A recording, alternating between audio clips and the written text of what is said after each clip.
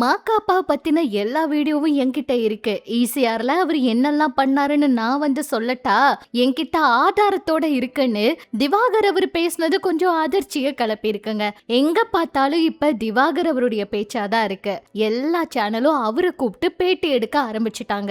மாக்காப்பா அவரோட தரப்புல இருந்து என்ன சொல்றாருன்னா, எனக்கும் இந்த பிரச்சனைக்கும், அதாவது யாருமே அந்த இடத்துல கோவப்படாம இருக்க மாட்டாங்க. புகழ், கானா வினோத், மாக்காப்பா இவங்க 3 பேரும் பேசும்போது இந்த மாதிரி ஒரு தவறான விஷயம் அங்க நடந்துச்சு. அதாவது அடுத்தவங்களோட ஒய்ஃப போய் எவ்வளவு நாள் தான் உன் கணவரோடவே நீ இருப்ப அப்படின்னு கேக்குறது எவ்வளவு பெரிய வார்த்தை. இப்படி எல்லாம் ஃபன்னுக்கு கூட பேசக்கூடாது. அது அவங்களுக்கு எவ்வளவு கோபத்தை ஏற்படுத்தும் அப்படின்னு சொல்லியிருந்தாங்க. இதனாலதான் திவாகர் அவரை இவங்க அடிச்சதாவோ அடிக்கல, சண்டை போட்டதாகவும் சொல்லியிருந்தாங்க.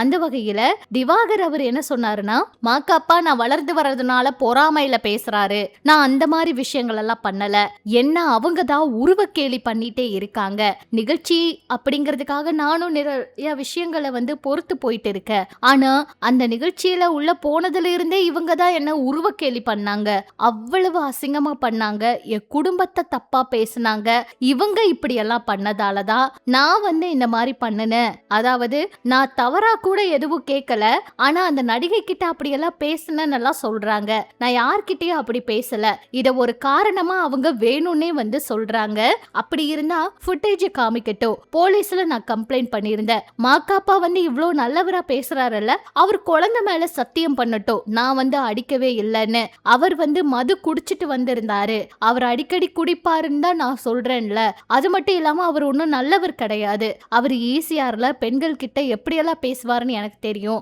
என்கிட்ட வீடியோக்கள் எல்லாம் இருக்கு, அவர் தவறா நடந்துகிட்டாரு அப்படிங்கிற மாதிரி எல்லாம் நிறைய விஷயங்களை தேவையில்லாம சொல்லிக்கிட்டு இருக்காரு. ஒருத்தரோட வளர்ச்சி பிடிக்காம தான் அவங்க இப்படி எல்லாம் பண்றாங்கன்னா அவங்க அதுக்கான விளக்கத்தையும் கொடுத்துட்டாங்க.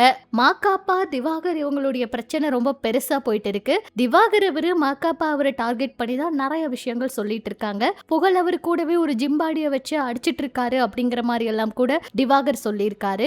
இதுல போலீஸ் விசாரணைக்கு அப்புறம் யார் பண்ணது தப்பு, யார் பண்ணது சரிங்கிறது தெரிய வருமா? திவாகர் இவ்வளவு தூரம் மாக்காப்பா ஆனந்த் அவருடைய பெயரையோ அவங்களோட இருந்த புகழ், கானா வினோத் இவங்களோட பெயரையும் கெடுக்கிறதுனால இவர் மேல மறுபடியும் அவங்க கேஸ் போட போறாங்களா? இதுக்கு என்னதான் முடிவு அப்படிங்கறத பொறுத்திருந்து பார்க்கலாம். ஆனா திவாகர் ஒவ்வொரு முறை பேசும்போது ஒவ்வொரு விஷயத்த அதிர்ச்சி ஆகிற மாதிரி சொல்லிட்டு இருக்காரு. ஆக மொத்தத்துல என்னதான் நடந்திருக்கு அப்படிங்கறத பொறுத்திருந்து பார்க்கலாம். மாக்காப்பா ஆனந்த் ஏற்கனவே தெளிவா இதுக்கான விளக்கத்தை கொடுத்துட்டாரு. ஆனாலும் இவங்க கிட்ட ஏதாவது பேட்டி எடுத்து இவங்க கிட்ட இது என்ன நடந்துச்சு அப்படிங்கறத கேட்பாங்களா, இல்ல இந்த விஷயத்துக்குள்ள மறுபடியும் அவங்க வர போறது இல்லையா அப்படிங்கறத பொறுத்திருந்து பார்க்கலாம். இதை பற்றி உங்களோட கருத்துக்களை சொல்லுங்க.